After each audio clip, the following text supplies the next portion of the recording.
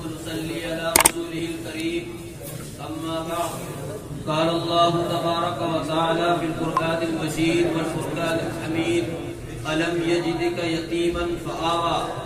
جناب استاد محترم اور معزز سامعین کرام، میرے آپ حضرات کے سامنے قرآن کریم کی ایک آیت پڑھی ہے. میں چاہتا ہوں کہ آج اس کے ضمن میں گفتگو کروں. ایک یہ کہ میں اپنی طرف سے نبی کی شان بیان کروں، اور ایک یہ کہ کوئی خطیب، کوئی مفسر، کوئی شیخ الحدیث، کوئی امام، کوئی فقیہ نبی کی شان بیان کرے، اور ایک یہ کہ خدا خود نبی کی شان بیان کرے.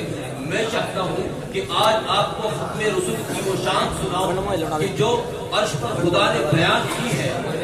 محترم حضرات، اس دنیا میں بہت سے انبیاء کرام آئے، لیکن ان کی سیرت کا آغاز ان کی پیدائش کے بعد ہوا. حضرت آدم علیہ السلام کی سیرت کا آغاز ان کی پیدائش کے بعد ہوا. حضرت شیس علیہ السلام کی سیرت کا آغاز ان کی پیدائش کے بعد ہوا.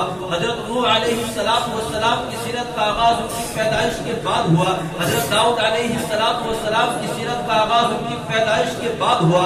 حتیٰ کہ 1,24,000 انبیاء کرام کی سیرت کا آغاز ان کی پیدائش کے بعد ہوا.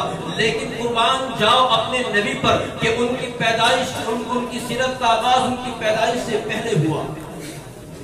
ام المؤمنین سیدہ عائشہ صدیقہ رضی اللہ تعالی عنہا سے لوگوں نے کہا اماں نبی کی شان بیان کرو.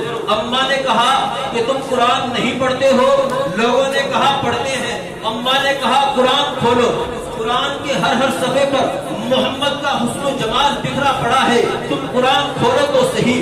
میں اسی قرآن سے پوچھتا ہوں، اے قرآن نبی کی شان بیان کر. قرآن کہتا ہے الم یجدک یتیما فآوی. قرآن نبی کی شان یتیمن سے شروع کرتا ہے. محترم حضرات، قرآن کے ہر صفحے پر نبی کا حسن و جمال بکھرا پڑا ہوا ہے. اس لیے کہ جب میرے نبی کے چہرے کی باری آئی تو قرآن نے والضحیٰ کہا. جب میرے نبی کی زلفوں کی باری آئی تو قرآن نے واللیل کہا. جب میرے نبی کی سینے کی باری آئی تو قرآن نے الم نشرح لک صدرک کہا. جب میرے نبی کی شہر کی باری آئی تو قرآن نے لا اقسم بہذا البلد کہا. جب میرے نبی کی زمانے کی باری آئی تو قرآن نے والعصر کہا. جب میرے نبی کی صحابہ کی باری آئی تو قرآن نے اولئک الذین امتحن اللہ قلوبهم بالتقوی کہا. جب میرے نبی کی جانشینوں کی باری آئی تو قرآن نے اولئک هم المؤمنون کہا.